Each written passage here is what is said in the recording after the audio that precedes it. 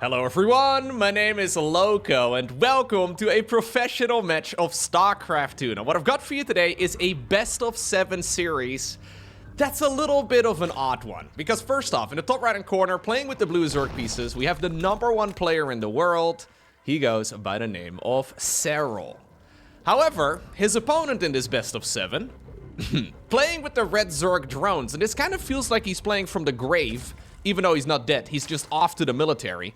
We're looking at Dark's main hatchery. So I actually recently talked about this. This is a series that was played during the Pigsty tournament. About, I think, the middle of March or so, if I recall correctly. Now, of course, it takes a little bit before the entire tournament is done, and then it took a little bit as well for the entire replay pack to be released. So this was played in about the middle of May, back when Dark was still active in StarCraft 2, and right before he went off to the military. I think literally the week or so after this event wrapped up, that's when we saw like a picture of him floating up on the internet where like his hair cut very short, and you know, he was with his brothers in the military too. So it's a series where we get to, enjoy a little bit more of Dark's craziness. At least I'm assuming we're going to see some of that. It's a very good chance that we are going to see some of those weird builds, but this is indeed, well, probably the last time I'll be able to cast Dark before maybe he makes his glorious return at some point in the future. There's really no way to say. Now, it's a best-of-7. It's between Serral and Dark. This is a match I really want to go ahead and check out. Regardless of whether or not, we're not going to see Dark ever again. I don't know. We'll have to see. Only time will tell from now, but we'll have to keep an eye out on exactly what ended up going down in this particular match. It is, of course, Serral, though, right? And Serral, even though historically maybe his Zerg versus Zerg is his worst matchup, there is no denying that he still wins the vast majority of the times he has to play ZVZ. The thing about Zerg versus Zerg is that it's a lot more volatile. And there was a time in StarCraft 2, I want to say like 2020 or so, maybe 2021.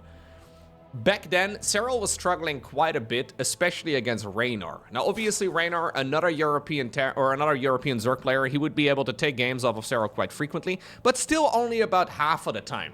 And I feel like that time frame really, in a lot of people's minds, has made it so that Serral's Zerg versus Zerg is quote-unquote weak. I mean, if you compare it to his Zerg versus Terran and his Zerg versus Protoss, it is relatively weak, but I believe he still has like a 70-ish% win rate or so over the course of his career in this particular matchup. And if we're looking at like actual series score, the win-loss ratio is even bigger than that. So it's pretty much impossible not to drop a map in a best-of-7 of ZVZ, just because there are a lot of all-ins and there is a lot of volatility, but there's no denying that Serral ZVZ is still very strong. So in my mind, going into basically any match, Serral is always going to be the favorite, but we got to keep in mind here that this is Dark, and this is likely actually played on the North American server too. I rarely bring that up, but ZVZ is a very fast-paced matchup. All of the games will probably be over in a heartbeat if the Lings and the Banes clash and one player just gets the better trade. And this being played on the NA server, it does mean that both players will probably have a ping of about 150 to 180 or so. And that is actually quite significant, especially in Ling-Bane wars. Now, you can negate some of it if you go for quick roach warns like this. You can probably just skip straight to roaches if you want to, and well, sort of forget about the Ling-Bane phase that usually happens a little bit earlier on. For now, though, everything here is looking very standard. The map, by the way, for this first game is Tokomeck. We have some Banelings. Yeah, there's only actually one Baneling out. Serral can make one of his own. There he is, actually, just making sure that he doesn't die to a big swell of Lings. Looks like Dark is going to be the first one here to test the waters on the other side of the map. You can see this immediately reflected in the work account for a second here, as Serral does have a slight lead. There's really no way, though, that this is going to be enough to snipe the third hatch. At least I don't think so, unless, again, maybe the ping acts up, right? Ooh, it's so volatile. Yeah, I think in general, as we do have a nice little attempt at a roll by over there, too, maybe this is going to work out way better for Dark than I thought it was going to. Okay, 4 drones fall. Yeah, 2 Banelings as well. Not the end of the world, but also not quite ideal here for Serral, who has been forced to make a lot of units just hold on. You never really know exactly if there's going to be another big swell of Zerglings on the back of this, so Dark actually finds himself with a slight advantage at this point. Lair coming, though, together with an Evolution Chamber, and Well, even though we do have some Zerglings out on the map still, for our player in red, it looks like he is mostly just gonna transition from here as well into the same type of unit as Serral does.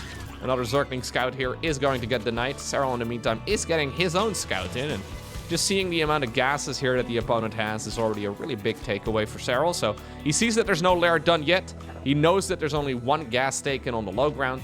He has not seen the gases over here over at the third, but those are pretty easy to get a glimpse of if he decides to send another Zergling around the map. And just being able to piece all of the different puzzle pieces together, right? That's what you're mostly aiming for at this phase in the game.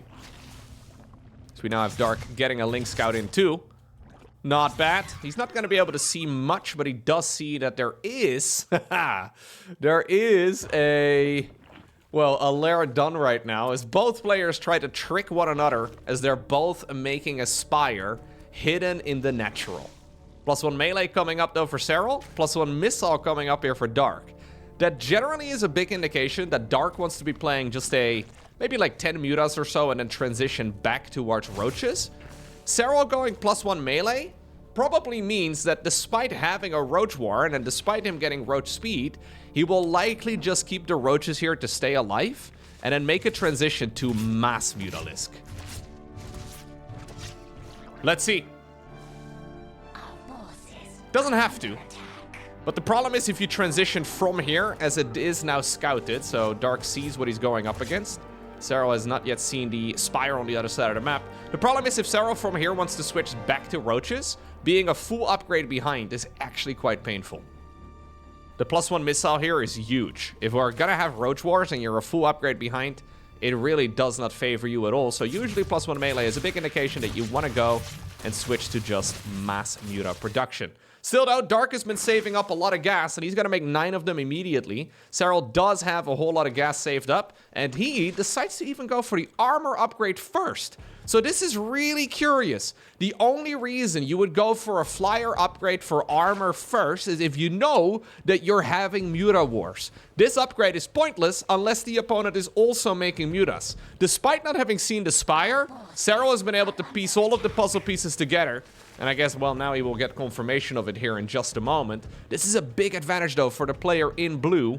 Because basically the way the mutas attack, right, their attacks bounce. So the mutas, they have like their original impact damage, and then every single one of their attacks will bounce twice. The armor upgrade reduces the damage of every bounce by 1 as well. Long story short, armor is better in muta wars than attack. Now, the problem is that the attack upgrade is slightly cheaper. So you do spend a half muta extra, so to say, right? It's 50 minerals, 50 gas more. You do spend a half muta extra on getting that armor upgrade down. So it looks like we're actually just going to have full mutalisk wars. So did go double upgrades. He's going for the +2, or double upgrades in the sense that he's got the muta upgrades together with the Zergling upgrades here. But he is going for the +2 melee too. Dark trying to do some hold position micro, it seems, trying to keep those units moving all of the time. Zergling's running in, though. This base, just getting its gas tonight, is absolutely massive. Gas is 100% going to be the bottleneck. Mutas are 100 minerals, 100 gas each. So the more you can deny gas mining, the more mutas you can produce. And at this point, it's really just going to be a numbers game. Who can make more mutas? If you make anything that's not muta, you are gonna have to have a really good reason for it. So something like +2 melee, Serral decided to cancel it. Yeah. Serral decided to cancel the +2 melee in favor of an extra 2 mutas. Okay. +2 armor coming up as well for the flying units. After the +1 air is done, we're now gonna go +1 armor too. Killing an expansion here is massive though, but I don't think there's going to be quite enough. Keep in mind that the muta bounces can hit other units as well. You can't really control where the muta bounces are going to go, but if you can fight with a bunch of roaches or Zerglings underneath, you might be able to save yourself some of the damage. In the meantime though, Serral is running by. He's also got a group of links down below. The mutas are just fighting to the death up above, and Serral is getting much better trades in every single one of those engagements. It doesn't look like a lot, but it's more than enough to seal the deal. Alrighty, next up, we find ourselves on the map Persephone. That previous example, or that previous game, is a great example of the volatility of this matchup. Broadly speaking, both players sort of did the same thing, but Serral picked the better upgrade on his flying units, and he picked the better upgrade on his ground units. Even though, as far as gas mining goes, and as far as resource income goes, and as far as early game damage goes, nothing really happened all too much. But if you make one little slip up, the game can just simply be over. And it's not like Dark really made any drastic mistakes. He just didn't know exactly what the opponent was going for. Honestly, the fact that Serral figured out that the opponent was going Mutas without seeing the Spire is the biggest, most impressive play in that previous game. Just seeing all of the focus on gas generally is the main thing, right? If you see the opponent is just getting a 4th base, for example, and they're just getting the extractors building right away before any mineral saturation, that's a little bit odd. And in this matchup, usually that would mean mass muta. Now, of course, there are ways to cancel mass muta if you want to counter them properly. For example, an infestor or two would be amazing. For example, even better, parasitic bomb from the Viper would be amazing. The problem is, if you make an infestation pit and you produce 2 infestors, it means that you have just dedicated, like, what, 400 gas to things that aren't mutas. So, like, even though you're gonna be better 1.5 minutes from now when your infestors are finally out, it means that for that 90-second or so window, you're gonna be very vulnerable. And if your opponent attacks right at that point, you have 4 less mutas than you could have had. So, at this level, since they're so aggressive and they're so good at keeping tabs on one another, you can get punished in a heartbeat. It's rough. It's rough being good at the game. I mean, I wouldn't know it. I can just explain it to you, okay, as to why they make certain decisions, but... yeah, Parasitic Bomb is the obvious choice. So Parasitic Bomb deals 120 damage to flying units in an area of effect. Mutas tend to clump, and they have 120 HP. So, it's a good unit. It's a good unit to get out. It's just that you have to make the infestation pit, then you have to make the hive, and then you have to go for the Vipers, and then you have to get the energy on the Vipers too. And it means that you, during all of that, have less mutas than the opponent, and therefore you will probably die. Kinda rough. Kind of difficult. Well, Persephone is a pretty large map, so maybe there's something we can pull off on this one, but... yeah, Dark didn't play poorly in the first game, he just got outplayed, which is not an ideal spot. Bailing Nest coming up here for Serral this time around, who spawned at the bottom of the map. Dark in red. All the way up north. I'm actually curious to hear your thoughts. How readable is Zerg versus Zerg? If you're like watching the game casually, because I notice this a lot in other RTS games that I sometimes play or I sometimes watch. I have a very hard time figuring out the readability of the different units. So sometimes I play a mirror matchup in another game and I just can't tell which units are mine. I've most recently had this in like Warcraft 3 in particular, where I have a hard time figuring out which units are mine and which units are theirs. It sounds very easy, but I don't have that issue in StarCraft 2. I'm just trying to figure out if it's StarCraft 2 just being very readable, or if it's just me being very used to it. I guess across the board, Zerg versus Zerg is the least readable matchup in the entire game. But it's still quite readable, right? Or am I just used to it? I can't tell. I've had that issue a million times, though, in other strategy games, where I just can't tell which units are mine. I guess it helps that in StarCraft 2, the fights take a maximum of like 3 seconds, so my confusion can't really take that long. In Warcraft 3, sometimes the fights can take like literally 10 minutes. Figuring out, you have a lot more time to stand still and think, huh, is that my bear, or is that my opponent's Druid of the Claw? I can't tell. Anyways, Evo Chamber coming up here for Dark. Both players playing a very similar start here once more. Lair begins here for Dark as well, so trying to be a little bit cheeky. Serral playing it a bit more conservative, but he's going to start up his own Evo and his own Lair too. It does mean, though, that Dark has a little bit of a window here. Cutting a small corner to get those upgrades and that Lair going a little quicker is nice. Especially when you can get away with it. I like, by the way, that Serral, it feels a little bit out of character, right? I like that Serral is the one that decided to go quick mutas in that previous game. This is a theme in Serral's gameplay that we've seen in every matchup over the last year. Maybe the last 2 years. For the longest time in his matchup, Serral was a Ling Bane into Roach, like maybe a Roach Hydra kind of guy. That's all he did. In the late game, he would go Hydra, Lurker, Viper. That was nice and all, but we rarely saw late game, and he was very predictable. I feel like Serral over the last year or two has become a lot more... well, a lot more volatile. He's just been going for a lot more variety in his strategies. Maybe he still believes mutas aren't that great of a choice, but he's not afraid to go ahead and mix it up, and he does that too in the other matchups. It's really cool to see. Looks like we're gonna go for a Baneling drop. Not bad.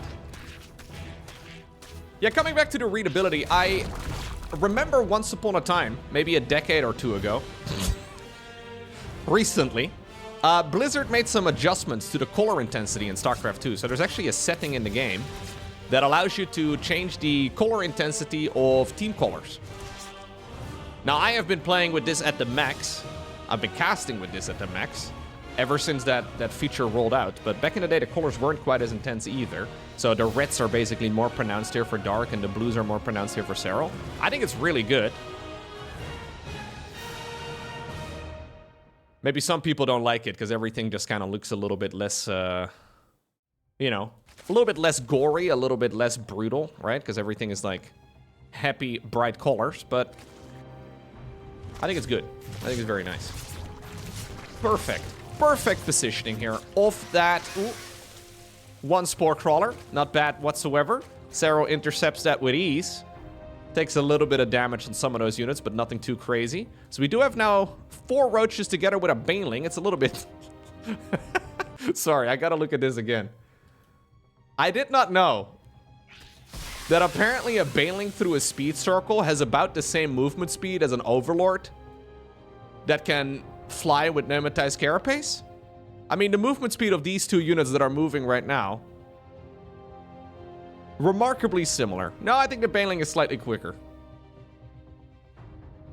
Alright, anyways. He did intercept that little group of Zerglings here in the far bottom right.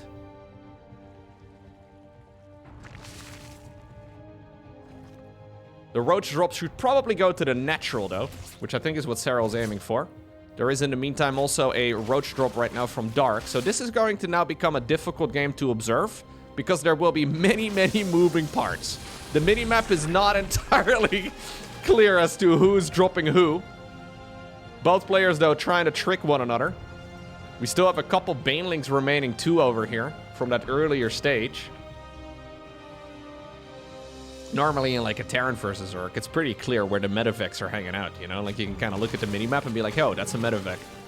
Not the case in this matchup, because both players are just patrolling their Overlords back and forth. And of course, the reason they're patrolling it is because both players have, well, Roaches and Ravagers. It takes 4 Ravagers to bow down a single Overlord, but it's a lot harder to actually hit it properly. Sorry, my sound is broken. All right, just had to restart. Sorry. Ready? IT Wizard? Dang. I mean, Serral turned it off and then he turned it on again. It's pretty impressive, to be honest. It's always been surprising to me how, like, half of the pro gamers are actually really good with tech, and then the other half have absolutely no clue. There's a surprising amount of professional gamers out there, as we do have the Banelings committing. Ugh. Nicely done here by Dark, catching Serral off guard, and that's a juicy hit. Serral has been following around those different Dropper Lords, but doesn't quite get the job done. Man, it really does feel like, if you look at just the minimap and all of the units running around, it really does feel like you're watching like an ant nest. There's just movement everywhere. Everybody's got their own little job, their own little task. Now Tunneling Claws has come into the mix. At least for Serral, Dark is going to get his here in just a moment, as he's also going for a Nidus network too. So the mobility of these armies is just about to take up another notch. Little Baneling waiting in the top right-hand corner. Corrosive Balls going to town all over the place. A little Dropper Lord there on idle for at least a second. I guess Serral's Dropper Lord is no longer, yeah. The Spore Crawler here has a single kill. So that must mean that that Overlord died. Roaches over here, though, are intercepted. As Serral decides to make a transition right now towards the Hydra Den. And an Infestation Pit, too. Now, I briefly mentioned it earlier, but the ultimate unit composition in this game, in this matchup, is Hydra Lurker Viper. Hydra Lurker Viper is extremely good and effectively unbeatable in this matchup, other than with, well, more Hydra Lurker Viper. The only problem is that it's very expensive and you need a lot of gas to get there, so rarely do games actually get to that point. I don't even know if I've actually seen a single match of ZVZ at this level this year so far that managed to get to that point. Spore crawlers, by the way, are also detectors, as Dark now plants down a Nidus network over here. Serral tries to tunnel a couple of roaches into the natural expansion, but gets detected. Roaches over here on the right side of the map also are spotted, but a couple have tunneled towards the natural expansion too. Now there's a bunch over at the 4th base of Dark. Serral, in the meantime, is fighting over here with the main army of Dark, certainly winning that engagement, but taking a lot of damage at home. Burrow is also useful for drones, though, to try and keep everything alive. Serral's thinking about committing over here. Nidus network, it does have a couple of units inside of it, but not yet unloaded. Hatchery in the far bottom right does go down. Reinforcing units are popping out of their cocoons here over on Dark's side of the map, and now a lot of the roaches are indeed unloading straight into the main base of Serral, who is struggling keeping up with all of the multitasking here. And that is not a sentence I say very frequently. Dark just easily outmaneuvered Serral, and he seems to be able to defend at home as well. Gonna be able to kill the hive here, or at least an attempt at a hive. He could bring those units back home too to try and make life a little bit better.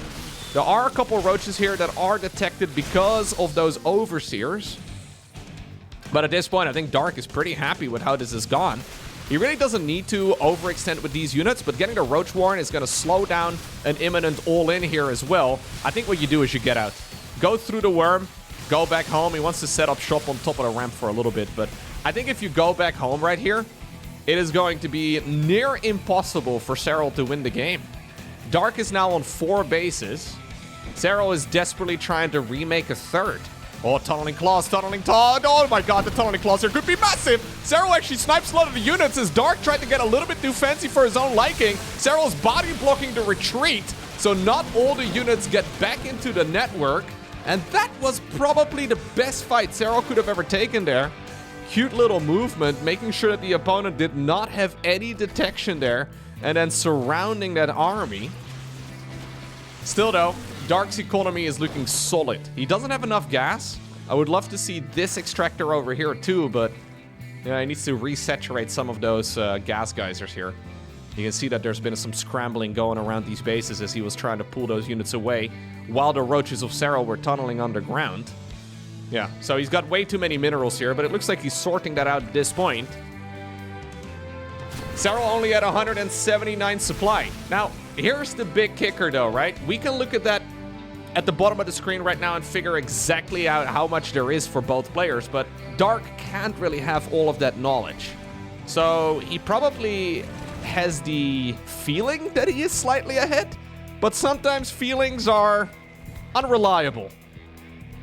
So, yeah, you have to test the waters, but you have to be also slightly cautious about it. He decides to do another split push. Nidus network and set... Sorry, what just happened here? Oh, that was a weird interaction. I've never seen that before. So there's a Nidus worm building in the main base, and as the spawning pool dies down, the Brootlings die, and Serral sends them to the Nidus worm. Okay, well, it wasn't enough to kill it. Anyways, Dark still committing over here at the front, using another Nidus right now in the opponent's natural expansion, still side pushing here as well on the right. Massive skirmish all over the place as we have a lurker den coming up here for Dark. Okay. Again, Serral is going to be aiming to get up to the high ground, but this time around there is an overseer. Not going to be the case. Lurker den, though, is amazing. If Dark can get lurkers out, this game is, for all intents and purposes, over. Serral does not have the opportunity to get lurkers of his own. Even killing this base, it is a 5th, so you're trading out quite a bit over here just to get a 5th base going. I don't think Dark really minds. And 8 gas is enough to play lurkers anyway. So if you can get up to 8 gases, I mean, this is a massive uphill battle right now for Serral. Not saying it's impossible, though. I've seen the man come back from, like, some crazy deficits, but Dark is not really somebody who is known to let anything slip through his fingers. And honestly, this is the type of game, man, that makes me really sad that he's off to the military, because this is a really well-played game. Like, the fact that he is not just going toe-to-toe, but outpacing Serral, it's a big indicator that Dark still has it after all these years. They're so quick, dude. 460, 440 average actions per minute. Well, the Hydra production has begun. Tunneling claws, by the way, when your units are underground, they also allow the roaches to rapidly regenerate. So there's a reason to get that upgrade other than just trying to be sneaky. But yeah, the Hydras here are now on their way. And do we already have the Lurker upgrades? We don't yet. We'd love to see Seismic start up. That's the Lurker ranged upgrade, apparently. Okay, we get it going now. We even get the good old Hydra lunge ability, the nanomuscular swell. +3/+3 coming up as well for Dark, who decides to now give Serral one opportunity to breathe, and, well, it is going to result in what will likely be an all-in for Serral, who is just kind of stuck over here in his section of the map. He's at Lair Tech, he does have a Hydra then, but that's really about it. And by the time that those roaches get to the other side of the map, Lurkers are out. And how in the world do you counter Lurkers here? Spoiler alert, you don't. Wouldn't be surprised, actually, if we see, like... I mean, you could Corrosive Bile it down, I suppose, if you're really lucky. Dark's army, though, is looking scary. I think even without the Lurkers, he beats this Zircon position here of Serral. There we go. Corrosive Biles are landing. He's trying to land them on top of the Lurkers in particular. One of the Lurkers has disappeared, but there is just not enough. This wasn't even the entire army of Dark. Dark obtains a very, very nice win in game number 2. Alrighty, next up, we find ourselves on the map Last Fantasy. Now, this is a crazy map. It's a 3-player map. Well, it's a 1v1 map for 3 players, so that means that there's 3 spawn locations. Looks like Serral has got the luck of the draw. For some reason, scouting counterclockwise first. Is that acceptable? Actually, no, he's not. Oh, hold up. Ooh, I thought for a second he was scouting counterclockwise, but he's not. Thank God. General scout locations for Overlords. And this is very true on multiplayer maps in general, is usually clockwise. I don't know why. But humans, I guess, naturally gravitate to that.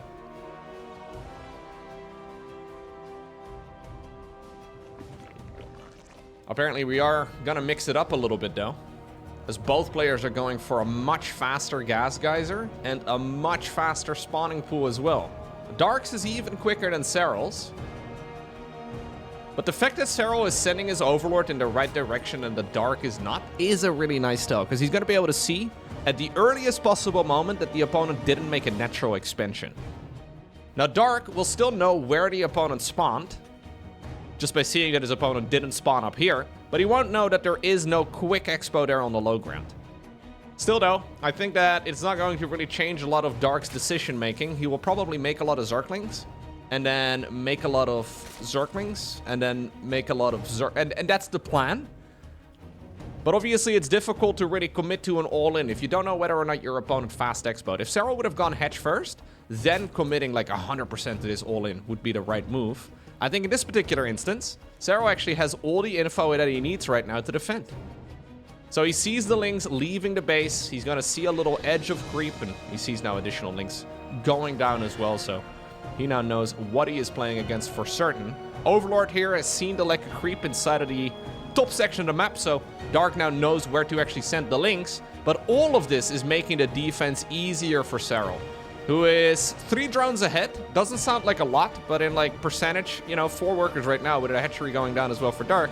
Percentage-wise, it does make a very significant difference. And ultimately, this comes down to the player who can make more Zerglings now. That that natural here for Serral should never lose. Like, it should never go down.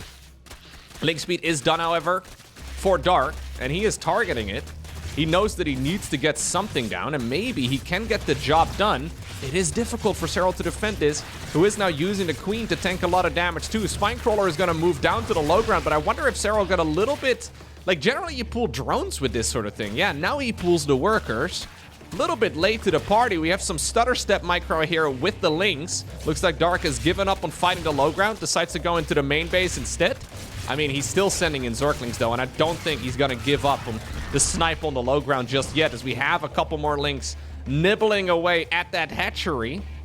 Somehow, some way, Serral has navigated this just barely okay.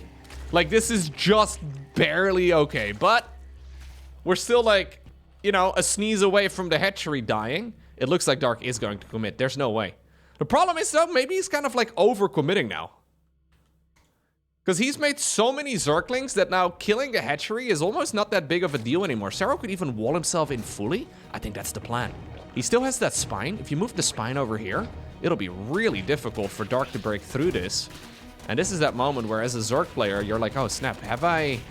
like, did I overdo it? Spine, though, decides to stick right next to the hatch.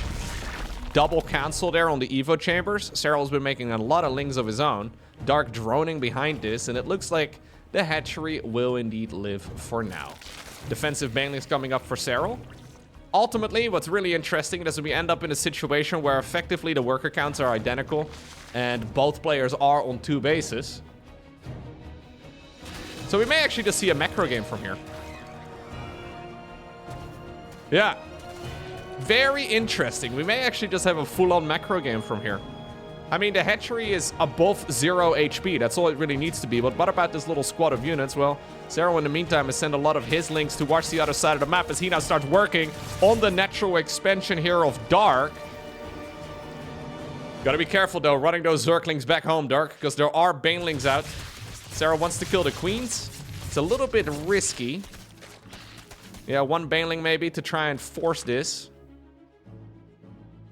One Baneling is going to stay at home for now. Queens in the wall off. Retargeting onto the Banes, although he's now forced to work on some of the Lings again. Looks like one of the Queens will fall. There's a lot of defensive Banelings, though, just about to spawn here for Dark. So he's going to have a much easier time defending all of this. And it looks like Dark is going to be able to keep his own natural expansion alive as well. Yeah, ZVZ is a very high skill matchup. I mean, every matchup is in StarCraft 2, but I feel like it is much easier to see how freaking hard this is than it is in like a Protoss versus Protoss or a Terran versus Terran. Margin for error is absolutely tiny. Both players trying to outsmart, outmaneuver one another, but we end up with very similar spots. Although I'm liking this position for Dark better across the board. Despite the fact that Serral has kept that hatchery alive and he had the bigger economy earlier on, Dark has been able to maneuver his way into a much bigger eco right now. I wouldn't mind seeing a Roach Warren go down. Just like some 2-base Roaches? Yeah, not a bad call at all. And from here, I mean, you could navigate your way to a third, but you could also just combine this with like a 2-base all-in. Difficult to read, though, here for Dark, right? Like, he knows that he's been greedy. And he knows he's been able to get away with a lot. But how many workers does Serral truly have at this point? You can't really see. You would love to run a Ling in right now and scout out exactly what the amount of workers is, but Dark certainly does have a lead in that department. Is he going to go for a lair with this? No. No Evo chamber either, so I think we're just going to go straight Roaches. Serral decides to go for a lair of his own. So if Dark just spends all of his money here on Roaches, yep, and he goes across the map, it's going to be really, really difficult for Serral to hold. Still, though, if Serral does hold, then suddenly he's going to have that tech advantage. Okay. Let's see. I've had a lot of games of my own where I kill a hatchery kind of like this, and then I spent the entirety of the rest of the game just trying to kill the hatchery. And this is some extreme tunnel visioning that I have had to deal with in many games, and it's just frustrating. You gotta be able to move past that point. Serral decides to go Spire. Wow. So Serral skipped the Roach Warren. Yep, we're making additional spine crawlers right now. He wants to go mute us from here. You know what? If he can get there, life's good. It's just that this takes so long, and Dark just got the perfect scout. Dark just saw the spine crawlers coming up, and he just now even scouted the Spire as well. Is there enough time, though, for Dark to still go across the map? I don't think so. There are, yeah, soon to be 4 spine crawlers. I mean, 3 will be done. Serral's making a bit of a semi-wall off, too, making it more awkward for those roaches to get through. And obviously, the clock is ticking, right? I mean, mutas are coming. Serral's eco may have been smaller earlier on, but I don't know if Dark can really capitalize on anything here. He's got his own lair coming. He would like to go mutas of his own, but I think at this point you have to go hydras. There's a lot of queen energy for transfusions too. Oh, they're actually attacking Brenda for some reason. Oh, this is nice. Serral actually grabs the hatchery surround as well, and he is going to be able to kill this, I think. Oh, if he commits, he decides to pull away. Dang. Very conservative play there. I think you kill this hatchery 100% of the time. It's worth those Zerglings. Making this a 2-base versus 2-base when you have the mutas and your opponent doesn't feels like an absolute no-brainer to me. Yeah, now the Hydras are coming. Spore Crawler is coming up. I think what happened there is Serral saw the movement on the minimap. He noticed that the army was getting attacked and he just pulled the Zerglings away because he didn't know if there were Banelings there. So I think it was just like a reaction, you know? Just making sure that the opponent isn't gonna accidentally blow up all your lings. But he could have had it. Zerglings are running all around the map. Mutas are being split up to hunt down individual overlords. Notice how Serral has been scouting out the pathing of those overlords to make sure that he knows every single one of the positions. And therefore now, Dark is in the dark.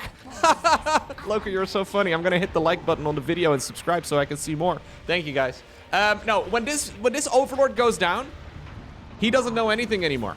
And this is a real big problem. It's so difficult to play this ground-based army against somebody who's got a muta force. So this is playable for Dark. Don't get me wrong. This is very playable. Margin for error is tiny. You have to be in position before the units arrive. Now, how do you know what the follow-up is going to be here from Serral? Is it going to be mass roach? Is it going to be mass muta? Is Serral gonna skip all of that and go straight to lurkers? You don't know. When you have about a dozen mutas for the opponent, how do you figure out that you are safe to go ahead and macro of your own? I wouldn't be surprised, actually, if Dark decides to commit to some sort of all-in. Like a Roach Hydra push. Try to just deny whatever the opponent has got going here. Serral, by the way, did go for the +1 air. I almost wonder if that's a fake out. It's common for players to click on the opponent's units to see what upgrades they have. Generally, you only go +1 air weapons, +1 flyer, if you want to go for mass muta. So I almost wonder if that's a mind game where Serral's like, hey, I've got the +1 air weapons. I am definitely going mass mutas, but in the meantime, he's massing roaches. Feels a little funky. Maybe it's also just to give him a little bit of opportunity, I guess. This is a difficult spot to play for Dark, though. We've seen Zerg players die from this particular position hundreds of times. As a matter of fact, I always favor the muta player in these spots. Even though technically it's like a 50-50, it's just really hard to navigate this properly as Dark. But so far he's doing a good job. Sending a little hit squad of units out. This is brave. He probably has seen the +1 attack, and he knows that this is going to be a mass Zergling follow-up. At least that's what he believes. He is going to see right now, though, that there's a stupid amount of roaches here. You can't fight that army, Dark. Not with half of your units, anyways. Zerglings going around the site. Banelings are available. Serral wants to dive in on that hatchery again. He should have killed it earlier. Let me just remind you that this game started off with a Zergling rush. This is one of those games where if it would have been played on the ladder, the game would have been over at 3.5 minutes. Just because one player would have made a mistake. And we're still, like, walking a tightrope here, right? Like, this is still on a razor's edge, but we're slowly transitioning towards a pretty decent macro game here. Hatchery over here dies. Serral doesn't have a fourth of his own either. So it's still 3-base versus 3-base. Both players have an awful lot of units. A couple of Ravagers here, apparently. The Knight. Mutas, though, sort of dying here as well. Serral decides to go Baneling Speed. Baneling Speed is bold. Baneling Speed basically means that you have, like, one attack and that's it. So he's not transitioning to Hydras. He is not transitioning to Lurkers or a Hive. We are just gonna go Roach Ravager and then Lingbane on the back of this. Now, those spines are nice. Ravager's in the front. Hydra's also awkwardly. Okay, ahead of the Roaches. There's a reason why the Roaches usually tank the damage. Hydras have a lot more range and a lot less HP. So you really need to have the Roaches in front there. Serral getting a couple of free pickings.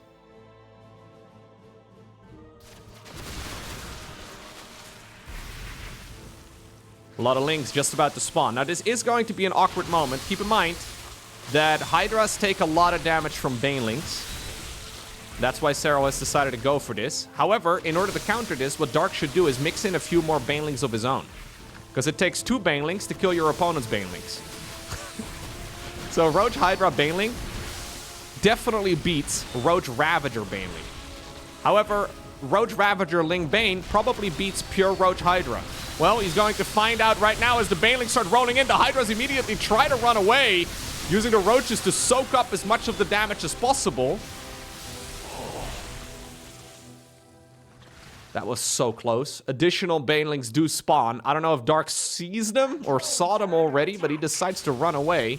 Muta's coming in around the side. Okay. And now both players go back to pure Roach. Oh, man. I love watching high-level StarCraft so much. These guys are so freaking good. Ay, ay, ay. Okay, so as the dust settles, where are we? Well, Dark has a 4th base.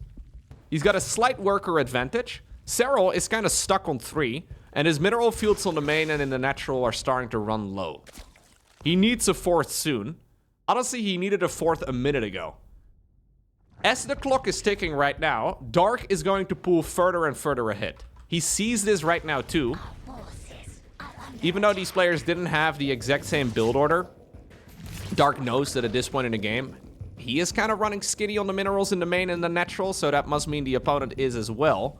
So he doesn't really have this urgency right now. Serral needs to get lucky with some of those Baneling hits. Dark is covering it well, though, well, 2 Banelings somehow stayed alive, but 4 drones for like 12 Banelings there is not good enough. Serral tries to push in here through as well, but no, that is not going to happen. Dark, once again, wins the macro game. Next up, we find ourselves on the map Ley Lines. So far, I am very glad I'm casting this series because it is delivering. Look, I kind of feel like, assuming we go like 50 years into the future, right? And we think back of all the fond StarCraft 2 memories of back in the day, right? I think Dark will probably go down in history as that cheeky Zerg. The man who was not afraid to put it all on the line with one proxy hatchery, right? That's the type of playstyle he's very well known for. But don't forget that this guy is a phenomenal macro player. Like, Dark really is just a crazier version of Serral. Just the more I can do whatever I want type of player. And he also very much so seems to mirror what the opponent is doing. So when he goes up against crazy players, like very aggressive players, like for example, I don't know, Clem, for example, I don't know, Hero, right? When he faces the more aggressive opponents, that's when he tends to play that style too. But when he goes up against a macro hero, like for example, Serral, well, for example, Hero 2, when he decides to actually play that, he's capable of doing that too. Dark really is a monster. Yeah, it'll be weird to have the World Championships of StarCraft 2 this year without him present.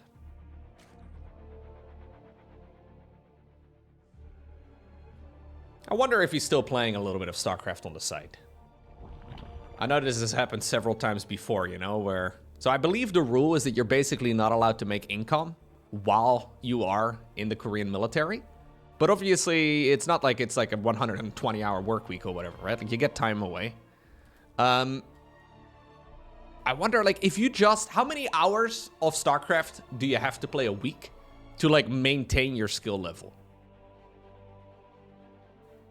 I'm not sure what the answer is. But if you play 1 hour a week, it'll probably be way better than not playing the game for a year and a half, right? I feel like that's a pretty obvious statement. But we have seen players on both sides of the coin in the past. where some of them decided to come back to pro gaming after being away. For example, in Korea, right, where they go and do their military service, they come back and they clearly haven't really touched the game in like a decade or a year and a half, and they just don't know about the meta. They didn't really know anything about the game at that point, and they have to kind of relearn everything again from scratch. And then we've had players too where like their ladder accounts leaked. And they were playing on like secret accounts. I don't really want to call out any names because apparently it's not really, it's kind of a frowned upon thing apparently in Korean culture. But anyways, I remember some players in particular that had very high ranking ladder accounts while they are technically in the military. So they were still playing at least on the weekends or in the evenings or whatever. I'm hoping Dark is secretly in that second category, you know? Doesn't take much.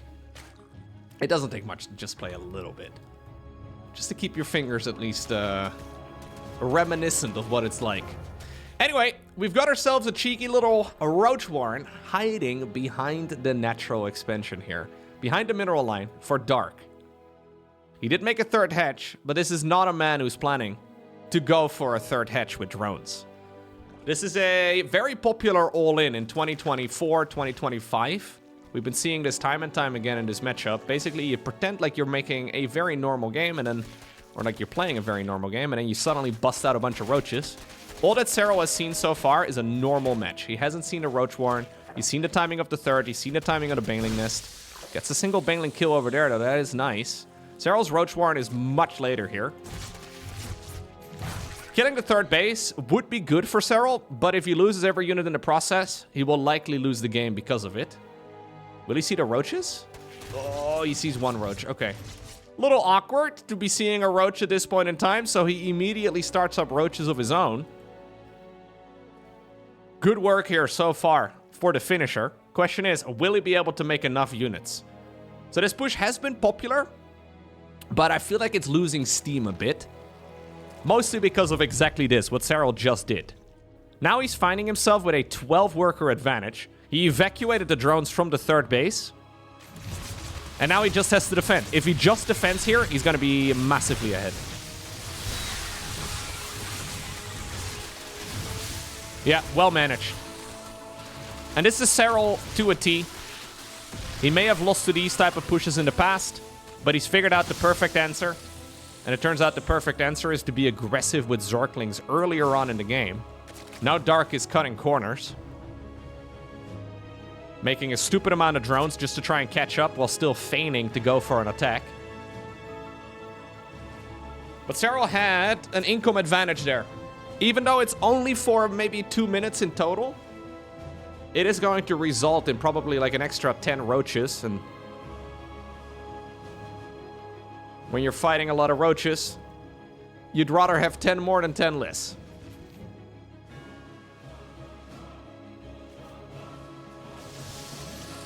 Circling Scout here to check the saturation over at the third. So Serral's trying to figure out, yo, are you a greedy bro? Are you... Turns out, yes. Oh my god, Dark's actually still powering out the workers. Look at this. Dark, you gotta stop, dude. You need to make units. We gotta go to full unit production now. If Serral leaves him alone for about a minute, he's actually gonna be able to make up for that, well, income deficit that he was at. Because Serral was making non-stop army. And he is positioning his units here in a way that a Zerking Scout is not going to be able to penetrate. So Dark doesn't know about the saturation or lack thereof over at the third base. And now, suddenly, Serral decides to spring the trap. He did deny a lot of the Overlord vision too. Dark does still have one of the Overlords here. So he sees at least that there are some units coming across the map. But is there enough for Dark to now hold on? It feels like the roles have been reversed. Previously, Dark was the one who was all in. Didn't work out, Serral defended it. Now it's Serral who decides to put all of his eggs in one basket after Dark decided to be very greedy. We do fight into a choke point, which should favor the defending player. Queens are also able to join in, and obviously all of the reinforcing units for Dark will spawn close to the battle too, but there is just not enough stuff. And this is that, like, 10-worker lead or so that Serral had several minutes ago, kicking in properly. He just has way too many units. Maganatha is going to be our next map. Huge map, lots of expansions. Very long rush distance as well. Takes forever to get across. Actually, I don't know what the exact number is. Let me see if I can look this up. Maganatha, Liquipedia. I feel like this map has a... Yeah, 37 seconds. That's a long time. So the rush distance basically gets... I think the exact wording or something along those lines, the exact calculation is natural ramp to natural ramp with a worker. So how long does it take for a worker to go from one ramp to the other ramp? 37 seconds is on the longer end. Generally speaking, modern StarCraft maps are like 34. Maps that are considered to be rushy are usually like 32, maybe 31 or so. So 37 is certainly macro territory. I like this map, actually. It's good. I just think the name is kind of, you know... Anyways, I've talked about that at length. I know it sounds a little bit silly, right? When you're like, well, it's a 4-second difference. How much could it make? 4 seconds in this matchup is a lot. It means that every single attack that you send across the map is going to arrive 4 seconds later than a standard map, right? It really does add up over time. Okay. Hatch gas pool for the both of them. No more cheeky pool first, no more gas first either. Time for a 30-minute long macro game. Every map or every base is going to be taken on the map. The watchtower is going to get destroyed by the cooling tower. Not really something we see a whole lot, actually, on Maganatha. Most of the time, the game is decided by the first 5 bases over here, which makes sense, right? You can do everything on 5 bases. I'm really trying to think, when was the last time I've seen like Hydra Lurker Viper versus Hydra Lurker Viper? It's so funny because you'd imagine if you know what the perfect unit composition is, that's what you try to build up to. But if only like 1 in 50 games actually gets there because you die in the process, it might not be optimal, even though it's technically the best.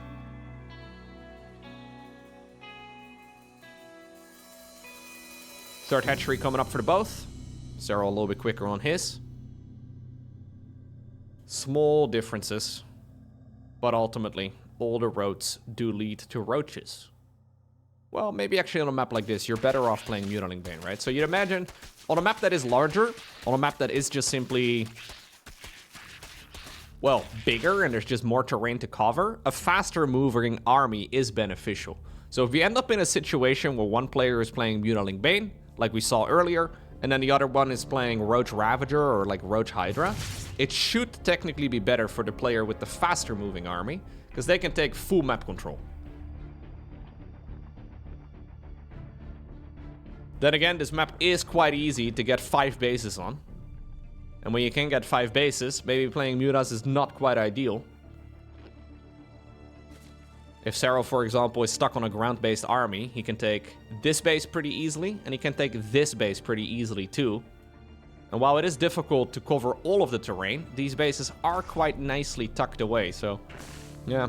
You'd imagine in general, Mutas on large maps are better, but I'm not so sure that that is necessarily the case on Maganatha. As we once more have a Roach Warren really quickly. This time around, we're not even hiding it. Serral making one as well, 3.5 minutes or so is, yeah, not too crazy. General progression in this matchup is Zergling speed, first gas expenditure. Second gas expenditure is the Baneling Nest. Then usually it's a Roach Warren, an Evo Chamber, Lair. Now, even though those are the quote-unquote established rules, pro gamers will mix and match all of those things all of the time, knowing very well what the strengths and weaknesses of each decision are. But we have a much quicker Lair here this time around for Dark, together with an Evolution Chamber too, that he's using to wall himself in. What are we gonna make? Melee? This feels like a melee to me. Maybe not though. He doesn't take the 4th Gas Geyser just yet. Serral's making a ton of roaches, by the way.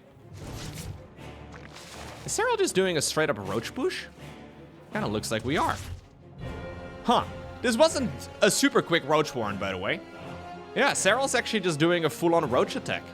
So look what Serral has done. He transferred drones from the natural as well as the main to the third base. Look, he does it again. To prioritize the harvesting over at this base, but also to sell a false story to Dark.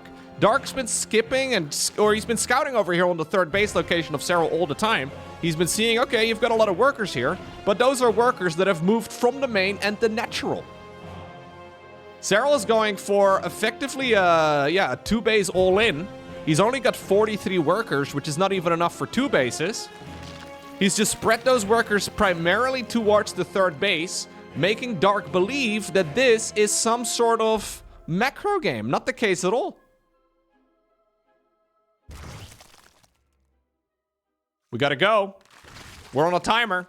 Dark actually canceled the Spire here, which is what he was building. Looks like we had a couple of banelings running in or something along those lines, but the real game here will be decided over here. Okay, banelings don't achieve much, and the numbers are just so much better here for Serral. That being said, Dark does have like 50% more economy, right, compared to Serral. So he's gonna sacrifice some of the drones, try and see if he can tank some of the damage. Banelings are running away, or drones rather, running away from the banelings. I think Serral has way too much. GG. Cheeky game right there, by the finisher. Next up, we find ourselves on the map Scentworm. Match point here for Serral. I quite like that previous game. Yeah, that's one of those strategies that only works at a high level, because it basically needs your opponent to scout continuously. So in case you missed it, effectively what Dark ended up doing there was scouting his opponent all of the freaking time. I know. How silly of him. So he sent Zerglings to the opponent's third base, slowly spoon-feeding them one at a time, and he found out throughout the course of the game that the drone count over at the third base was slowly growing. So Dark assumed that Serral was making workers, but Serral instead was sending workers from his natural, workers from the main base, pretending like he was making drones for the third. Which is really quite a brilliant all-in, right? It's impossible to get all the information. It's one of those weird spots, though, where if Dark would have just played a... Like, if he would have scouted less, he would have made more units. So it's one of those build orders that only works if the opponent is good at the game. I'm using your strength against you. Very nice. Okay, well, Scentworm it is. This is a map that is not an official tournament map. But by the time that this tournament was played, I don't think they had decided what the next official tournament map was going to be. Man, it feels like it's been a little bit, right? Even though it's only been like a month and a half or so. Oh, little Overlord kiss? No, not really. Just a peck on the cheek. Hatch gas pool for the both of them. We're going to be getting that gas income here, and link speed will probably be firing up. Match point, of course, here for Serral now, who's been looking powerful throughout this series. But interestingly enough, the 2 games that he lost were 2 macro games. Now, that is not normally the way that Serral wins series. Normally, Serral is the one that beats everybody in the macro game, and then the opponent is forced to go for all-ins, and sometimes he loses series because the opponent has gone for all-ins, and, you know, that's unfortunate, but this is the polar opposite of how he normally plays it. Maybe that's actually why Serral decided to go for that all-in. It's not because he actually believes it to be that amazing of a strategy, but he just kind of felt like he can't beat Dark in a macro game? ZVZ is also kind of a strange matchup, right? Because how do you practice it? If you go onto the StarCraft 2 ladder, so we have Serral going for a quick Baneling Nest, one as well in the natural for Dark. If you go onto the StarCraft 2 ladder and you look at the Grandmaster League list in particular, both Europe, as well as Korea, as well as North America, so like all 3 servers in StarCraft 2, have very few Zergs near the top. Most of the Grandmaster League ladder these days is Protoss. I don't know what the exact percentage is, but it's way more Protoss than there is Terran, and it's way more Terran than there is Zerg. So there's very few Zerg players in general, meaning that your best way to practice ZVZ is by doing custom games, if you're at this level. But if you are Serral, are you really gonna do practice games with like a Raynor? If you're Dark, are you really going to be practicing with Solar? Because there's a good chance you're going to meet him in a future tournament. A lot of Zerglings coming up right now, though, for Dark, who's not afraid to go for an all-in, despite his opponent being at match point right now. A couple of Banelings hiding off to the side. Serral scouting. Beautiful little scout there by Serral. Somehow sees that coming in. Serral now also has all the vision on the other side of the map, but my question is mostly, does he have the units to try and deal with all of this? One Baneling here of Serral goes down. One Baneling here of Dark goes down. A couple of the Banes here move towards the right side, but the Queens are on hold position in the choke point. One of them is a little far forward, but honestly not bad. Dang. Really lovely micro there by both of them, if I'm being honest with you. Obviously, that does benefit Serral, though, considering the fact that Dark now currently has, well, less workers. So if both players are training, that is much better for the player with the bigger economy.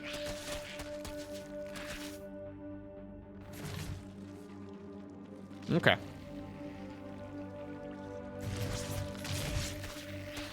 Oh, Queen's a little far forward. Brenda and Karen have been hunting Banelings, and they do survive for now. Oh, jeez. Oh, God, the retargeting is so good. Yeah, just play better, guys. This is what it comes down to. If you fail a lot in your early game, have you considered microing better? Just play, like, if you just micro better, your units will stay alive for longer, and therefore you can get more value out of your units. It's so obvious. Honestly, really impressive defense there by Serral. Now, interestingly enough, we end up with a pretty much identical worker count now, because Dark is not afraid to just decide, okay, this is the end of the fight. I'm going to hold down the drone button. I'm just going to make non-stop drones here for a little bit, and if you don't retaliate and counterattack, I'll be fine. Now, usually ZVZ is kind of like a tug of war, where the defending player overmakes defensive units, and then with the defensive units, you go across the map. And then obviously the opponent turns into the, well, the player that was previously defensive turns into the aggressor, and the other guy has to start making non-stop units. So it gets a little bit messy. Squeezing out a drone or two during those engagements is quite significant, or if you're Dark, squeezing out a drone or 8 is really, really nice. Serral a little bit more conservative there for now, but he does already have a reasonable amount of workers. Lair coming up, though, here, and this is the real difference in this game so far. Serral's slightly ahead with the Lair, about maybe 20-ish seconds. He's also slightly ahead when it comes to the upgrades. Okay. Now, where do we go from here? Can we scare any player here into canceling the Lair? Well, Serral's already got his done, pretty much. There we go. So that's not going to get canceled anymore. If he does a move out right now, sometimes you will see players forcing the opponent to cancel a tech structure, only for them to just retreat immediately. Some feint attacks is always nice. Still though, Zerglings, Banelings, and all the rest of it waiting all over the map. I feel like actually Dark has done a really good job so far, just constantly denying the scouting here of Serral. That is something that I feel like Serral has been always extremely good at, just figuring out all the information that the opponent has. Serral goes for a 4th base right now. Knocking down the rocks over here behind the golden mineral line. Or ahead, I guess, of the golden mineral line. Okay. Overlord speed as well. Couple of Drop-a-Lords. Yep, Serral is cooking up another nice little macro game. Dark, in the meantime, though, is basically saturating 3 bases. Yeah, he's basically saturated 3 bases. Went for roach speed, went for +1 missile, and now we're gonna just go for the oldest timing attack in the world. This is what Zerg players learn when they go to drone school for the very first day. We just hit him with the sledgehammer. Roaches with +1. Here we go. It's a big move out. I mean, this is one of those attacks. It is uncommon to see just the most vanilla version of this build at the highest level, but it's still something you need to respect. Serral's been spending his money on more frivolous things, like, well, +2 over here. We have Overlords with Drop-a-Lord. We're going Banelings and all the rest of it. Serral is scouting. Dark is just hitting him with a sledgehammer. It is going to certainly be the end of this fourth. So we do have a couple roaches now also dropped over here for Serral. Is Dark going to go up the ramp? No, he decides to move around the site. Ooh. Okay, I missed that just barely. We have a double Overlord drop for Serral. So I went back a little bit in the replay. The fourth hatchery is going to die here with Dark's attack. There is one drop right over here, moving towards the natural, and then another drop moving towards the main. This is going to prompt an all-in right here from Dark for sure. A little bit of casual carpet bombing, individually unloading the banelings too, it seems. Perfect execution right there by Serral. That now means that Dark has 42 workers in a dream. He effectively needs to win the game with his next attack. Now, he does have a lot of units. He's actually not rebuilding the drones either. He's using the freed up supply just now just to make more roaches. Let's see. He's going to go for a two-pronged push. Serral's got the defender's advantage, the high ground lead here as well. But does he have the numbers? Yeah. We have the player in red trying to just sort of force their way up. Bunch of Zerglings off to the side as well. Serral doesn't have the numbers. He may have more reinforcements spawning here, though, in just a moment. And that is what he's going to absolutely need, because Dark's unit count is just extremely high. Roach Warren at the front also, by the way. Not a bad target whatsoever. It's the only way you're going to be able to beat this type of unit composition. Now suddenly Dark does have the choke point advantage. A couple of corrosive balls are going to lend to the drones, who are desperately trying to run it over in this direction to aid out, soak up some of that damage with the aid this massive army. But I don't think it's enough anymore. I mean, it used to be massive once upon a time, but the corrosive balls have been good. And Dark, forced into an all-in by Serral, is still going to grab the lead.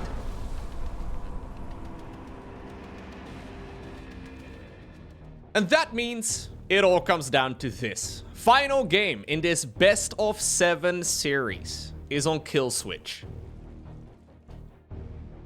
Serral looking good in these last couple of games. Dark, across the board, looking better in the macro games. This may very well be the last series of Dark we'll see for a year, 2 years, maybe ever. It would be pretty amazing if he can go out against Serral with a win. Then again, it's Serral we're talking about. And if anything, Serral is the type of guy that powers up in series like this. A stone cold killer ever since he first started competing in tournaments. It's something that many players have had to figure out, if they could ever figure it out, right? By just playing in tournaments frequently. Serral seems to power up when he is seemingly down and out. He's playing in blue, by the way, Dark in red. It's always a little bit funky on this map, I feel like. Where I normally have the player that spawned in the northern section of the map, in the top of the scoreboard, in the top of the production tab. But on this map, you only just barely spawn like more north here in Serral, and you expand south. So I feel like the scoreboard and the production tab and all that is always a little bit confusing, to me at the very least on this map. I could just keep flipping it. How about I just flip the scoreboard every minute or so? Just so we constantly get... No, okay, fine. I'll leave Serral over here. Now, Serral is the type of guy that powers up. Now, Dark is somebody who I'm sure takes it all very seriously. But he is generally the type of guy that has like a smile on his face and he's just kind of chilling, or at the very least he looks pretty relaxed. Serral has that look on his face where he's ready to murder a man. Which I actually remember Jaedong, who is an extremely successful player in StarCraft 1. Jaedong apparently used to tell himself when he was sitting down in a chair to play an offline tournament match, apparently he would just tell himself over and over and over again that he's gonna kill him, I'm gonna kill him, I'm gonna kill him. That's what he would literally... And he had that look on his face, that he was ready to murder a man. And Serral's got a similar vibe too. When you see him play offline tournaments, at this point, you wouldn't want to distract him. Well, it's going to be hatch gas pool for the both. Third hatchery coming up here for Dark. Third hatchery coming up as well for Serral. Both players opting to go for an expansion that is quite heavily in the direction of the opponent. Couple of links here for Serral, working away. Couple of Zerglings here as well, though, for Dark to push them away. Baneling Nest coming up as well. Overlord a little too far forward, but I don't think Serral can chase that one all the way down. You can't really miss an inject. So just telling the Overlord to get off his lawn and then going back to the hatchery to inject. Arrives right at 25 energy. Not bad.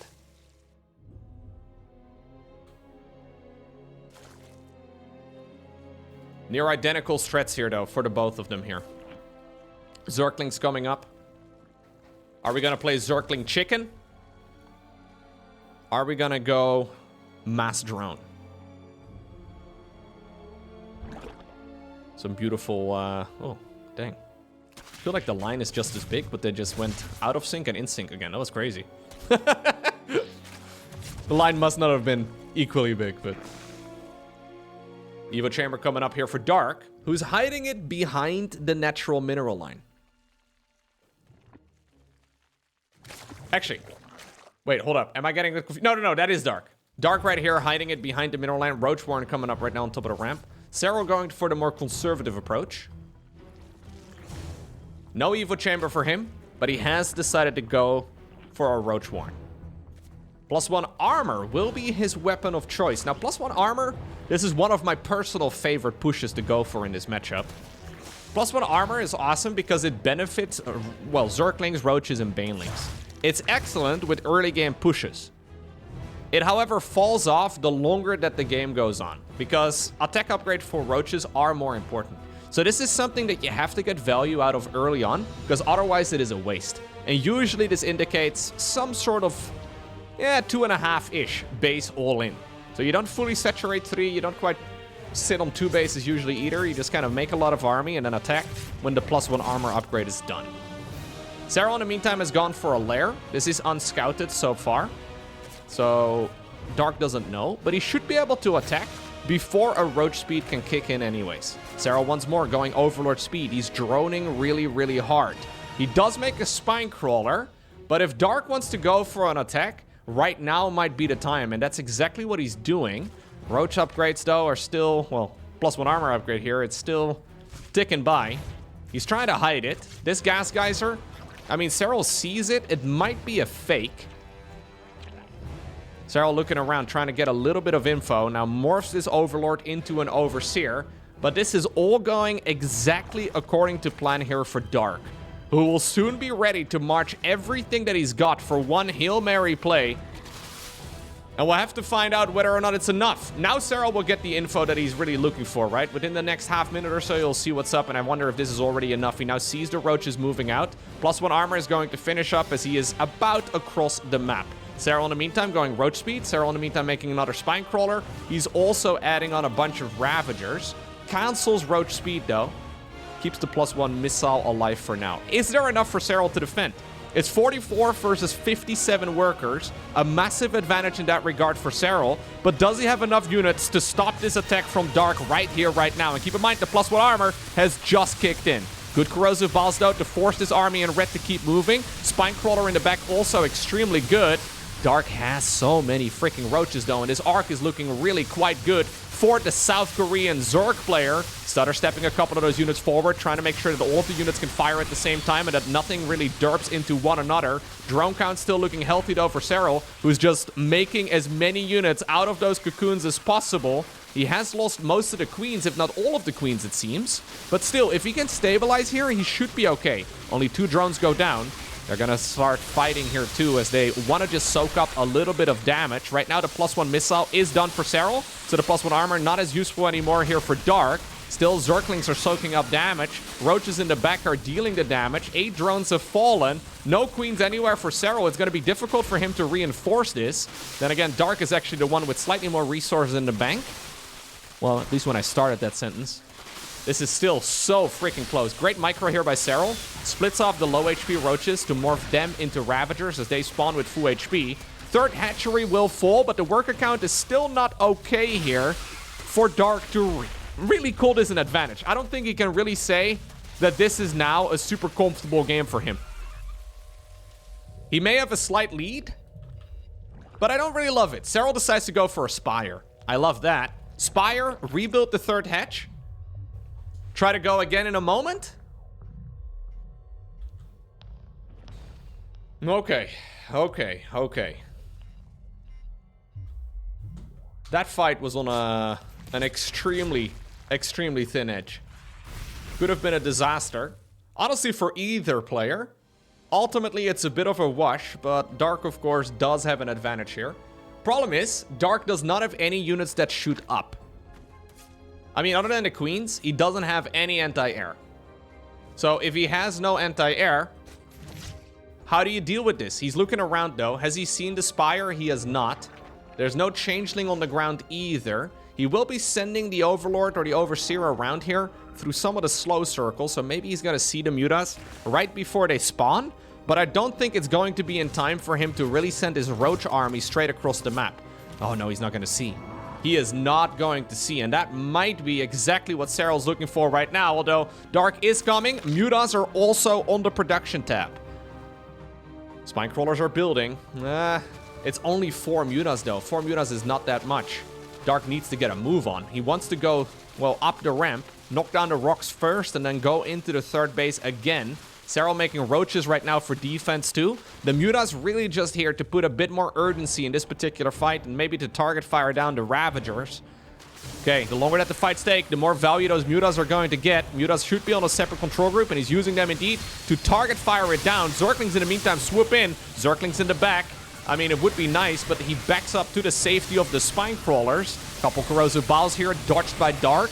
Nicely done. Mutas still chipping away at whatever they can. Roach numbers, though, still looking mighty powerful here for Dark. He's trying to force his way up towards the natural expansion. Ravagers in the back for Serral, dealing a lot of damage, too. The Mutas are working away at whatever they can, but they just don't deal a lot of damage to these armored units, especially the +1 Carapace here. I mean, I was talking about how usually the +1 Carapace actually wears off as the game continues, but against Mutas, I mean, all those Roaches had 1 additional armor, and those Mutas were just sort of tickling them to death. So, in what is effectively his final tournament series, Dark managed to take down Serral. I mean, it's not a bad way to go out. GG gets cold, and, well, Serral probably not too happy with it, but as a Dark fan, I can't complain.